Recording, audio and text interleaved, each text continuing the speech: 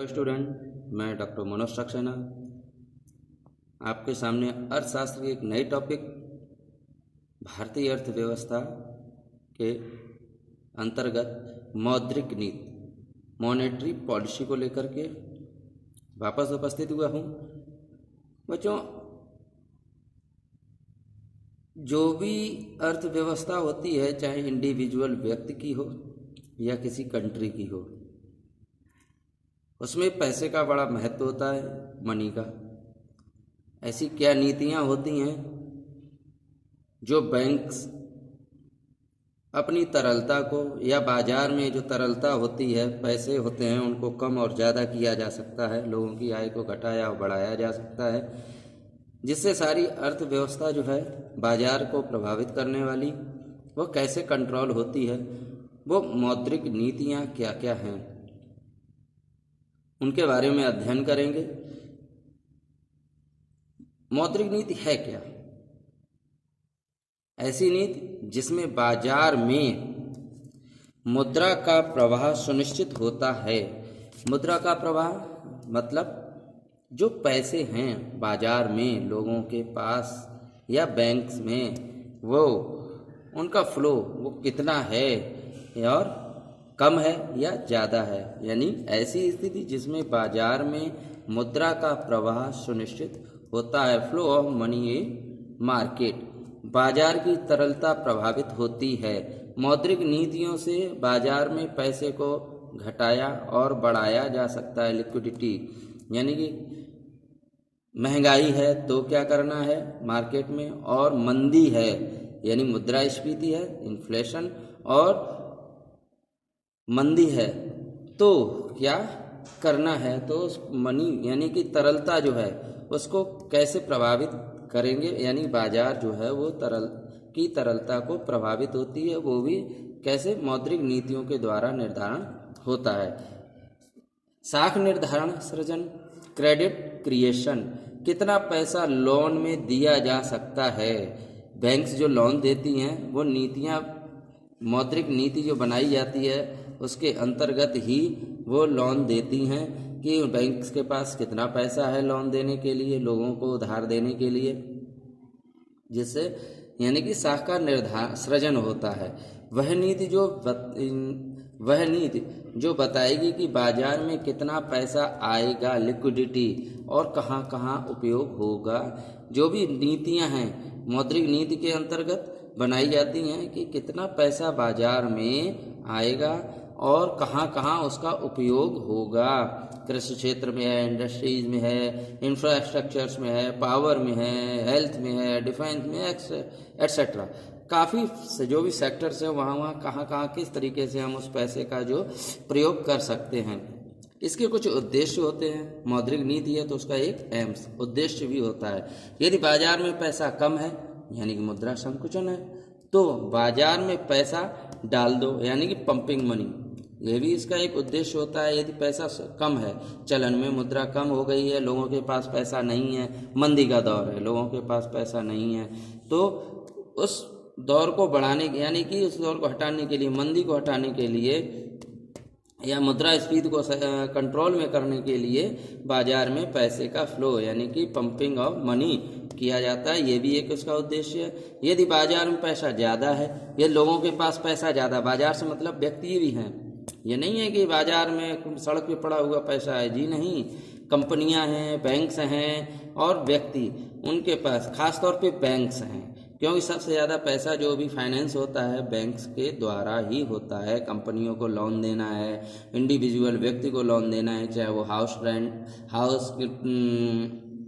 Loan हो, car loan हो, या होम अप्लायंसेस के लिए लेते हैं, एजुकेशन लोन लेते हैं, जो भी लोन्स होते हैं, इंडस्ट्रीज़ के हैं, होम लोन्स हैं, वो सभी किसके द्वारा? बाजार के द्वारा यानी कि बैंक्स के द्वारा ही कंडक्ट होते हैं। तो यानी कि यदि बाजार में पैसा ज़्यादा है तो मुद्रास्फीति यानी कि बाजार में जब पैसा ज़्यादा होगा तो मुद्रास्फीति की स्थिति बनती है, तो बाजार से पैसा सोख लें यानी अब्जॉर्बिंग मनी। तो उस पैसे को कैसे कम किया जा सकता है, ठीक है। तो ऐसी कई नीतियां होती हैं। अब आप ये सोचते होंगे भाई पैसा जब ज़्यादा है हमारे पास या आपके पास, कहीं नहीं लगता है हम लोगों को, लेकिन होता है, जिससे कि महंगाई या मंदी ये चीज़ें आती हैं।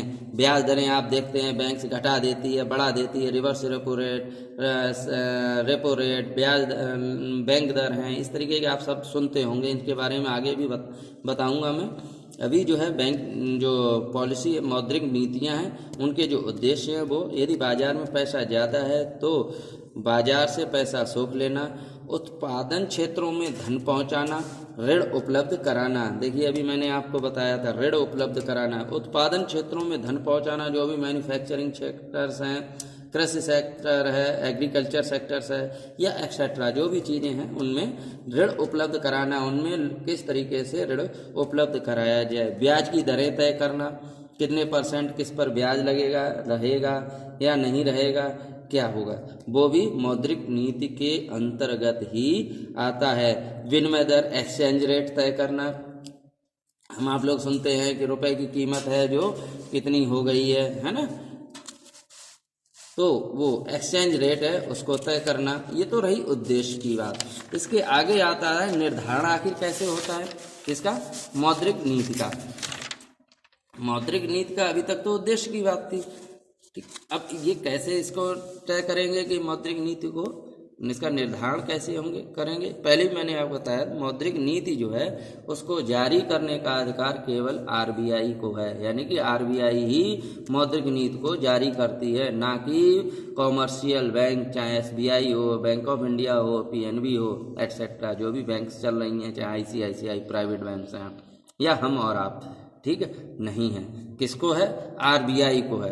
मौद्रिक नीति को जारी करने का अधिकार किसी भी देश के, वापस फिर ध्यान देना, बहुत ध्यान देने वाली बात है, मौद्रिक नीति को जारी करने का अधिकार किसी भी देश के केंद्रीय बैंक को होता है, यानी कि सेंट्रल बैंक। यानी भारत का कौन सा है, RBI, reserve bank of India. ऐसे ही अमेरिका का फेडरल बैंक है, ठीक है। वित्त मंत्री की सलाह पर करता है, ये भी नहीं है कि आरबीआई स्वतंत्र है, नहीं, वित्त फाइनेंस मिनिस्टर की सलाह पर, उसकी भी एडवाइस उसमें ली जाती है, तभी वो नीतियों में परिवर्तन कर सकता है या करता है। आरबीआई पहले क्या था, आरबीआई पहले 6 महीने में मौद्रिक नीति की घोषणा करता था, लेकिन अब हर 2 महीने में भी मौद्रिक नीति जारी कर सकता है। इसमें थोड़ा परिवर्तन लाया गया है। पहले 6 महीने में ये अपनी नीतियां बदलता था, घटाता था, जो भी दरें होती थी उनको या बढ़ाता था, लेकिन अब 2 महीने में भी यह नीति जारी कर सकता है। जो पूर्व में है दरें वो भी, चाहे उसे कंटिन्यू करना हो तो, या उनमें कोई संशोधन करना हो। बाजार की स्थिति को देखकर आरबीआई निर्धारण करता है अपनी मौद्रिक नीति की। बाजार की जो स्थितियां हैं, क्या महंगाई है या मंदी है, बाजार की क्या रिक्वायरमेंट है, उत्पादन बिक रहा है या नहीं बिक रहा है, तो मौद्रिक नीतियों से ही ये तय किया जाता है या करता है। मौद्रिक नीति के कुछ उपकरण हैं, टूल्स ऑफ मॉनेटरी पॉलिसीज। जैसे हम आप लोग रोज सुनते हैं कि बैंक ने, अभी जल्दी ही की बात है, कल की ही घटना है, बैंक ने हमने रेपो रेट या सीआरआर में, एसएलआर में, इनमें चीज़ों में कुछ परिवर्तन लाए हैं। तो सुना हो आपने, सब सुने हैं, सीआरआर, कैश रिजर्व रेशियो, नगद राजचित अनुपात, एसएलआर, स्टैट्यूटरी लिक्विडिटी रेशियो, वैधानिक तरलता अनुपात, repo rate, reverse repo rate, bank दर और खुले बाजार की क्रियाएं, ओपन मार्केट्स अपॉर्चुनिटी, एलएएफ, तरलता समायोजन जिसे हम कहते हैं, liquidity adjustment facility, MSF, marginal standing facilities. ये सारे जो उपकरण हैं जो कि बाजार में रुपए को कम और ज़्यादा, यानी कि जो बाजार में पैसे हैं, यानी कि तरलता है, उसको कम या ज़्यादा बढ़ा और घटाने के कार्य में आते हैं। इन्हीं उपकरणों का बैंक आरबीआई प्रयोग करती है, जिससे बाजार की तरलता को प्रभावित करते हैं। ये सारे मात्रात्मक उपकरण हैं जिससे बाजार में पैसा डालते हैं या सोख सकते हैं। बच्चों, मुझे उम्मीद है अभी तक आपको जो मैंने अभी वीडियो बनाया, अभी आपको जो बताया है, उसमें तो समझ में आए होंगे। अगले वीडियो में आपको जो ये उपकरण हैं, टूल्स हैं, क्या होता है सीआरआर, एसएलआर, ठीक है, ये जो टूल्स हैं इनके बारे में आपको बताऊंगा। ओके।